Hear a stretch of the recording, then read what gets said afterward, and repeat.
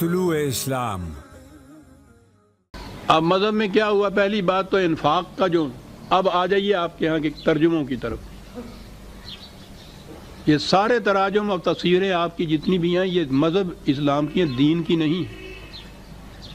انفاق کا ترجمہ جو تھا کھلا رکھنا، اس کی جگہ ترجمہ کر دیا خرچ کرنا۔ تو خرچ میں تو پہلے آپ کی ملکیت ہو گئی نا کہ آپ کے پاس وہ ہے، یعنی رکھا ہوا ہے تو پھر اس میں سے خرچ کرتے ہیں نا۔ یہ انفاق کی جگہ ایک لفظ بدل دینے سے، خرچ کرنے سے ساری معنویت بدل گئی اس میں۔ خرچ تو آپ اپنے پیسے کو کرتے ہیں، تو ملکیت تو پہلے آ گئی نا ذاتی۔ اب اس میں سے خرچ کرنا کچھ، اب آ گیا جو قرآن نے کہا تھا زُیِّنَ لَهُ سُوءُ عَمَلِهِ، روک رکھنا جو تھا یہ سوء عمل تھا، وہ اس کے مقصد کو ختم کر دیتا تھا۔ اب یہی روک رکھنا جو ہے یہ مزین بن گیا۔ کیسے بنا؟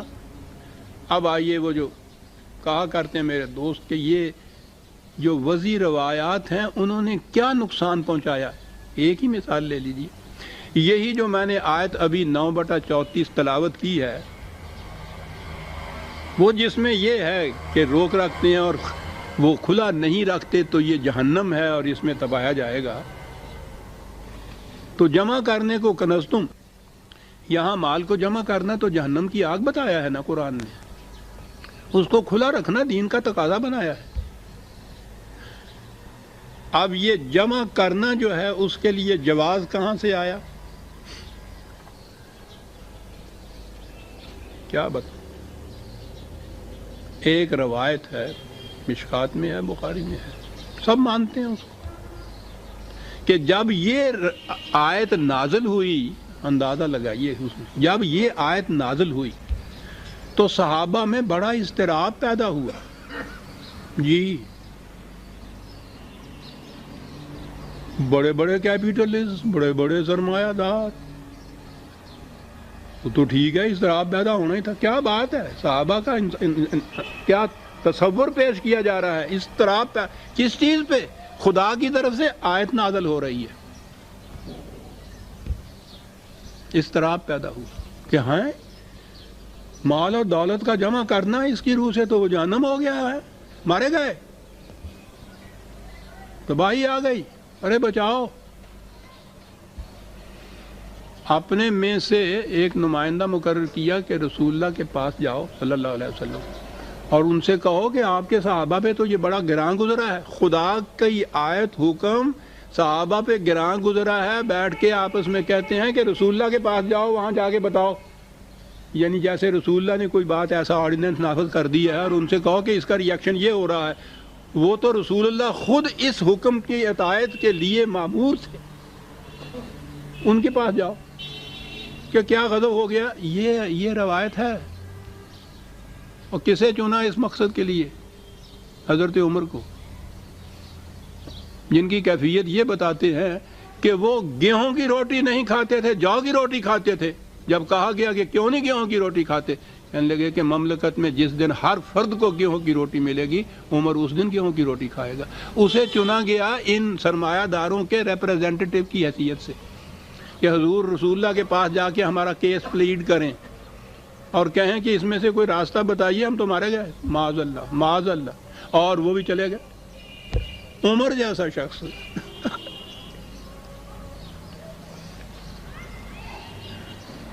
یعنی یہ افسانہ گھڑنے والوں کی بھی نظر آتا ہے ذہنی کچھ کیفیت ایسی پس سی تھی کہ ان کے کردار، ان کے کریکٹروں کو بھی ذہن میں نہیں رکھا کہ کس کو بھیجنا چاہیے۔ انہوں نے کہا ہوا نا کہ حضرت عثمان غنی تھے، ان کے پاس بہت دولت تھی، اگر انہیں بھیجتے تو کوئی بات سمجھ میں فٹ ان ہو جاتی اس افسانے کے اندر، یہ کریکٹر، وہ حضرت عمر کا کریکٹر فٹ ان ہی نہیں ہوتا، ان کو بھیجا۔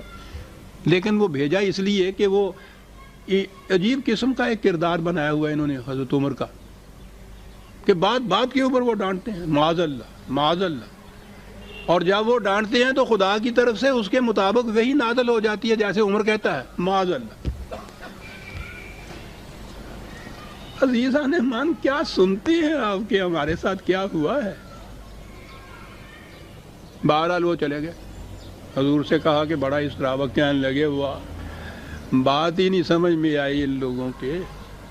ارے بابا خدا نے زکوٰۃ کا جو حکم ساتھ دے دیا، بس اس میں سے جتنا جی چاہے جمع کرو، کوئی حد نہیں، کوئی نہایت نہیں، اور اس میں سے سال کے بعد اتنی سے پیسے جو ہیں وہ خرچ کر دیا کرو.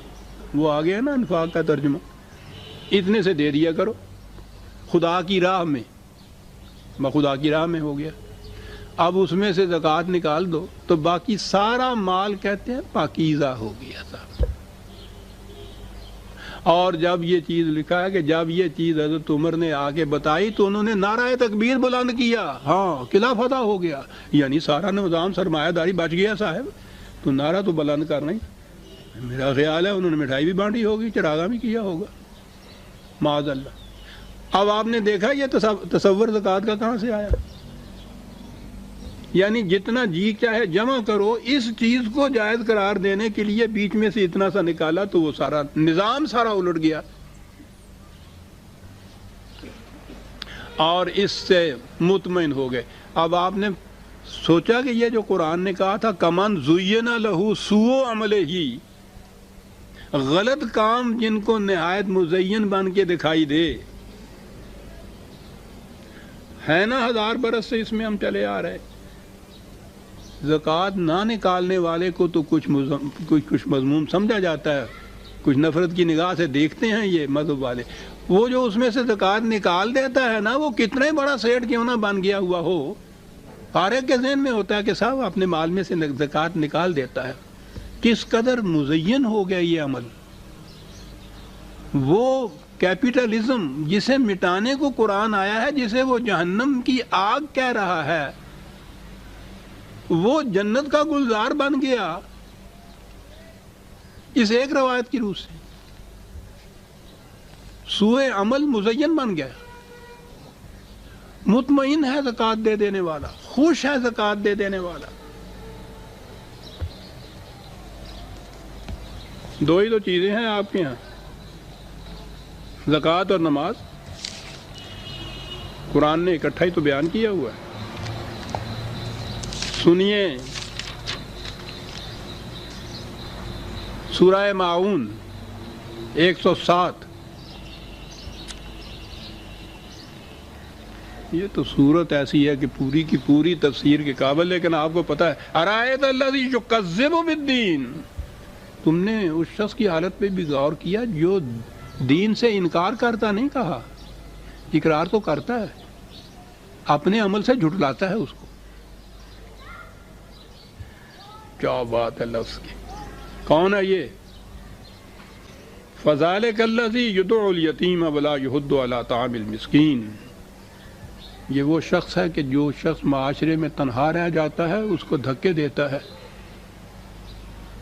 جس کا چلتا ہوا کاروبار بند ہو جاتا ہے اس کی روٹی کا انتظام نہیں کرتا، دین کی تکذیب یہ کرتا ہے.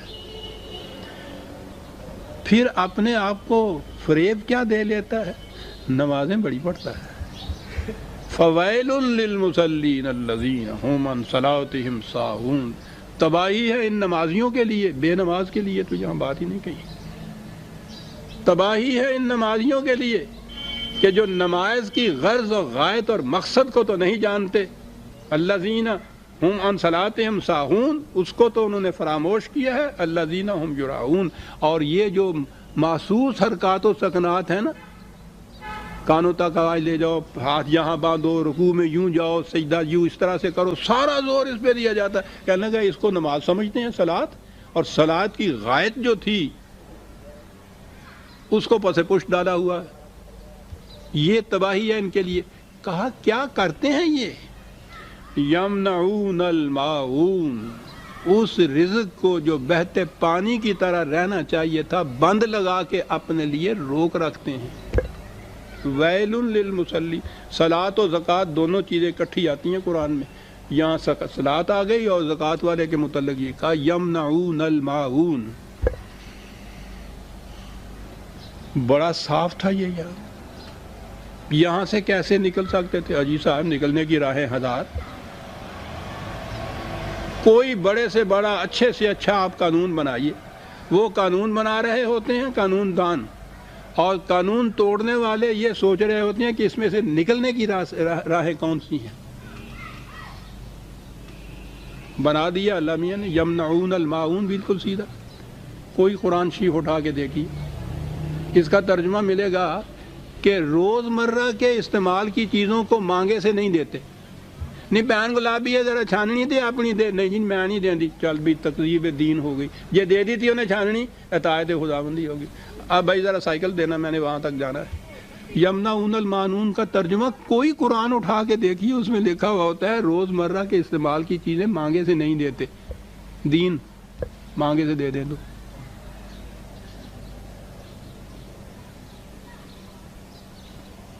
خود اس زبان میں یہ معان جو ہے معاون جسے کہا گیا ہے، بہتے پانی کو کہتے ہیں.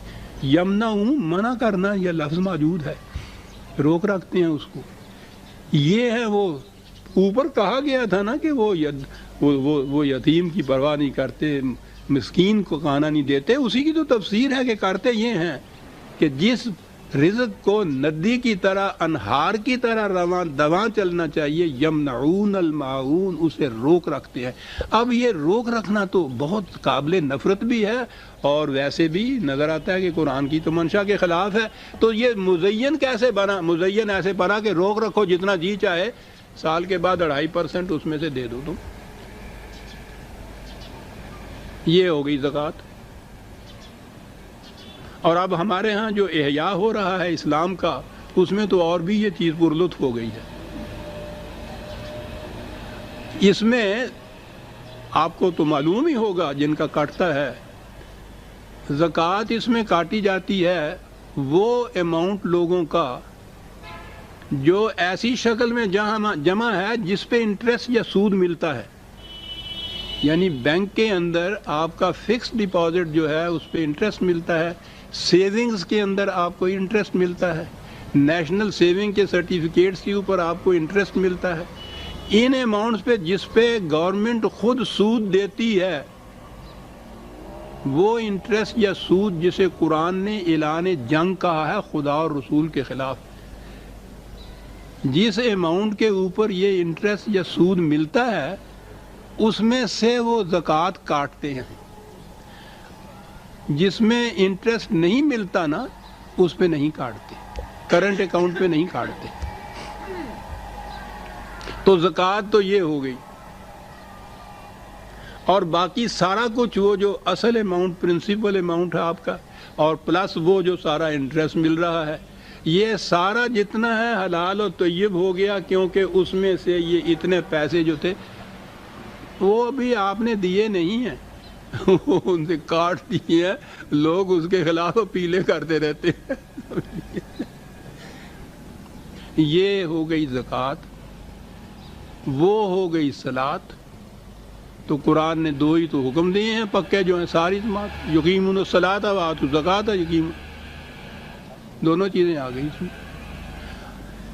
غور فرمایا کہ زین لہو سوء عمل ہی، جو قرآن نے کہا ہے کہ سوء عمل، غلط کام مزین بن جاتے ہیں، پھر ان کی نگاہوں میں مزین بن جاتے ہیں. ہمارا دور تو اس اعتبار سے بہت اچھا ہے، اس میں ان چیزوں کی لفظی تفسیر کی ضرورت ہی نہیں ہے. صورت ببیں حالم پرس، شکلوں نظر آؤں پہ کی.